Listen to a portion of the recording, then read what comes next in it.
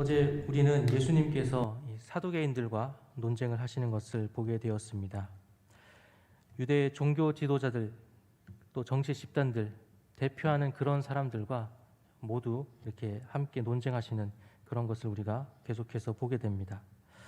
이 부활을 믿지 않는 사두개인들은 계대 결혼을 한 7명의 형제를 예로 들면서 부활 이후에 이 사람들의 관계가 어떻게 정리가 될 것인지를 물었습니다. 이 묻게 된 의도는 부활에 대한 믿음은 잘못된 것이다 라는 것을 말하기 위해서였습니다. 그러나 예수님은 성경과 또 하나님의 능력에 대한 오해가 있음을 말씀해 주셨습니다. 예수님은 누구보다도 하나님을 잘 아시는 분이셨고 이미 야이로의 딸을 통하여서 부활을 증명하셨습니다. 또한 예수님 그 자신도 부활할 것임을 세 차례나 제자들에게 알려주시는 것을 우리가 보게 됩니다. 부활은 틀림없는 사실이고 또 그리스도를 믿는 우리에게도 이 말 은혜임을 우리가 함께 나누었습니다. 오늘은 부활 논쟁이 끝난 후에 이 서기관 중 한 사람이 예수님 앞에 나오는 것을 보게 됩니다. 28절에 이렇게 말씀합니다. 서기관 중 한 사람이 그들이 변론하는 것을 듣고 예수께서 잘 대답하신 줄을 알고 나와 묻되 모든 계명 중에 첫째가 무엇이니까? 이 서기관은 이 앞선 사두개인들과의 논쟁, 부활 논쟁뿐만 아니라 그 앞에 있었던 세금 논쟁과 또 권위에 대한 논쟁까지도 그 자리에 함께 있으면서 지켜보았을 것입니다. 그는 이 예수님께서 논쟁 가운데 하셨던 그 말씀들이 진리임을 알고 있었습니다. 그리고 예수님 앞에 나와서 모든 계명 중에 첫째 되는 계명이 무엇인지를 묻게 됩니다. 29절과 30절에 이렇게 말씀합니다. 예수께서 대답하시되 첫째는 이것이니 이스라엘아 들으라 주 곧 우리 하나님은 유일한 주시라. 내 마음을 다하고 목숨을 다하고 뜻을 다하고 힘을 다하여 주 너의 하나님을 사랑하라 하신 것이요. 그리고 이어서 다시 말씀하십니다. 둘째는 이것이니 내 이웃을 내 자신과 같이 사랑하라 하신 것이라. 이보다 더 큰 계명이 없느니라 라고 말씀하십니다.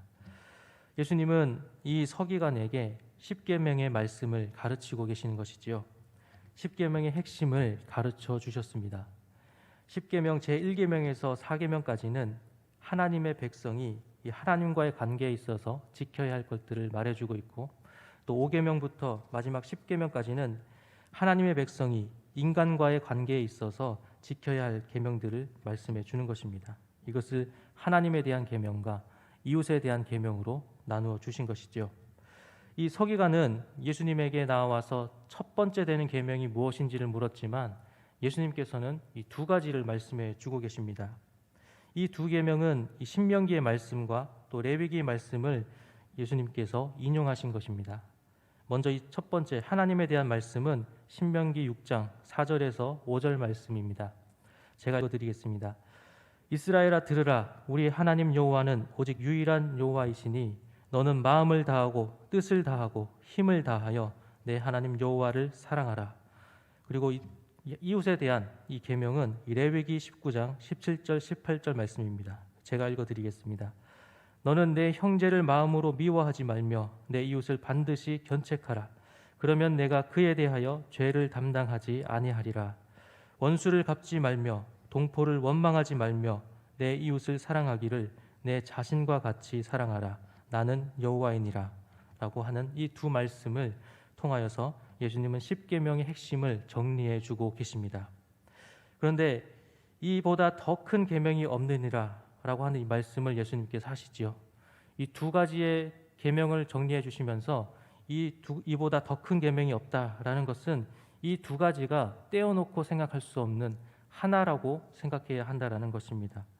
다시 말하면 이 이웃에 대한 사랑은 하나님을 향한 사랑으로부터 시작이 되고 또 하나님의 사랑은 이웃을 향한 그 사랑을 통해서 표현이 되어진다라는 것입니다. 예수님의 대답에 서기관은 전적으로 동의하는 것을 우리가 보게 되지요. 32절과 33절에 이렇게 이야기합니다. 서기관이 이르되 선생님이여 옳소이다. 하나님은 한 분이시요 그 외에 다른 이가 없다 하신 말씀이 참이니이다. 또 마음을 다하고 지혜를 다하고 힘을 다하여 하나님을 사랑하는 것과 또 이웃을 자기 자신과 같이 사랑하는 것이 전체로 드리는 모든 번제물과 기타 제물보다 나으니라라고 이야기합니다. 우리는 지금까지 마가복음을 함께 나누면서 이 서기관들의 어떠한 모습이었는지를 우리가 알고 있습니다. 예수님에 대해서 항상 대적하는 그러한 모습만 우리가 보아왔죠. 그러나 오늘 예수님이 하시는 말씀에 대해서는 이 서기관은 전적으로 동의하는 것을 우리가 보게 됩니다. 서기관은 사람들에게 성경을 가르치는 성경 교사였습니다. 또한 이 성경을 필사하면서 베꼈으면서 그 성경이 제대로 후대에게까지 이어질 수 있도록 하는 그러한 역할도 했습니다. 그러니까 이 서기관은 성경에 대해서는 너무나 잘 알고 있는 그러한 사람인 것이죠. 그동안 성경을 베꼈으면서 그 자신이 깨닫고 알고 있던 그 예수님의 말씀을 알고 있던 말씀을 예수님께서 하시는 말씀을 통해서 다시 한번 확인하고 또 기뻐하는 것을 우리가 보게 됩니다. 하나님을 사랑하고 또 이웃을 사랑하는 이 진실된 마음은 그 어떤 종교적인 제사, 종교적인 행위보다도 하나님께서 더 기뻐 받으신다라는 것을 고백하고 있는 것입니다. 형식적으로 드리는 그 종교 생활이 아니라 삶으로 드리는 실천이 따르는 것이 되어야 한다라는 말입니다. 예수님께서는 이 서기관의 이 기뻐하는 대답에 다시 한번 말씀하십니다. 34절에 예수께서 그가 지혜 있게 대답함을 보시고 이르시되 내가 하나님의 나라에서 멀지 않도다 하시니 그 후에 감히 묻는 자가 없더라 라고 말씀합니다. 예수님의 이 말씀은 서기관이 하는 이 대답을 보고 그 어떤 사랑과 격려의 그런 마음을 우리가 느낄 수가 있죠. 서기관에 대해서 진심을 다해서 칭찬하고 있는 것을 우리가 보게 됩니다.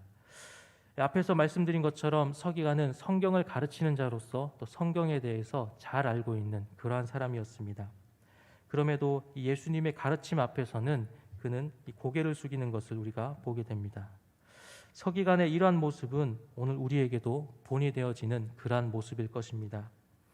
우리는 내가 좋아하고 또 내가 필요하다라고 하는 생각하는 그 말씀만 붙들고 있는 것은 아닌지 우리가 한번 돌아보아야 합니다. 말씀의 그 구절 가운데서도 내게 듣기 좋은 부분만, 어떤 단어 하나만 가지고도 내게 주시는 말씀이라고 생각하면서 스스로 그 말씀을 내가 좋아하는 이해로 바꿔버리는 일은 없는지 우리가 생각해 보아야 합니다. 때로는 내게 주시는 말씀이 채찍이 되기도 하고 또 쓴 약이 되기도 합니다. 이러한 말씀들 앞에서 우리는 어떠한 모습을 하고 있습니까? 오늘 본문에서의 서기관은 진리라면 받아들일 줄 아는 지혜로운 사람이었습니다. 자신의 생각과 뜻보다도 말씀의 권위 앞에 순종할 수 있는 사람이었습니다. 우리 모두는 이 서기관과 같이 어떠한 것이든 말씀에 순종할 수 있는 지혜가 있기를 소망합니다. 그런데 우리는 마지막 이 예수님의 말씀에 다시 한번 주목할 필요가 있습니다. 예수님께서는 내가 하나님의 나라에서 멀지 않도다 라고 말씀하고 계십니다. 내가 하나님의 나라에 들어갈 것이다. 너도 하나님의 나라의 백성이다 라고 선언하지 않으시지요. 누가복음에서 삭개오에게 예수님은 이렇게 말씀하십니다. 예수께서 이르시되 오늘 구원이 이 집에 이르렀으니 이 사람도 아브라함의 자손이미로다. 또한 병자들을 고치실 때에도 내 믿음이 너를 구원하였다 라고 여러 번 선언하신 것을 우리가 보게 되었습니다.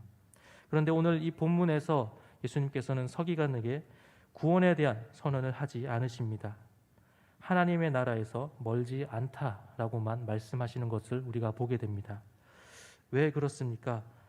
이 서기관에게는 아직 주님이 구주 되심에 대한 고백이 없었습니다. 우리는 다시 한번 하나님 나라의 백성으로서 그곳에 들어가는 것은 어떠한 능력으로도 또한 어떠한 지식으로도 되는 것이 아님을 보게 됩니다. 단순히 성경을 많이 안다라고 해서 되는 일이 아닙니다. 구원은 오직 그리스도를 나의 구주로 믿고 고백하는 것, 예수 그리스도 외에는 없음을 우리는 말씀을 통하여서 다시 보게 되는 것입니다. 오늘 말씀을 정리하겠습니다. 우리는 우리에게 주어진 가장 큰 계명이 무엇인지를 오늘 본문을 통해서 함께 나누었습니다. 바로 하나님의 사랑과 또 이웃에 대한 사랑입니다. 이웃에 대한 사랑은 하나님을 사랑하는 마음으로부터 시작될 수 있고 하나님의 사랑은 이웃을 향한 사랑을 통해서 표현이 됩니다. 또한 오늘 말씀에서 서기관은 말씀의 권위 앞에 순종할 줄 아는 지혜로운 자였음을 보게 됩니다. 그러나 이러한 지혜도 그를 구원에 이르게 하지는 못했습니다. 그는 하나님 나라에 가까운 자였지만 그에게는 부족한 것이 있었습니다. 말씀을 향한 사랑과 이 순종이 모자라서가 아니었습니다. 그의 성경에 대한 지식이 모자라서도 아니었습니다. 예수 그리스도께서 나의 구주 되심에 대한 고백이 없었습니다.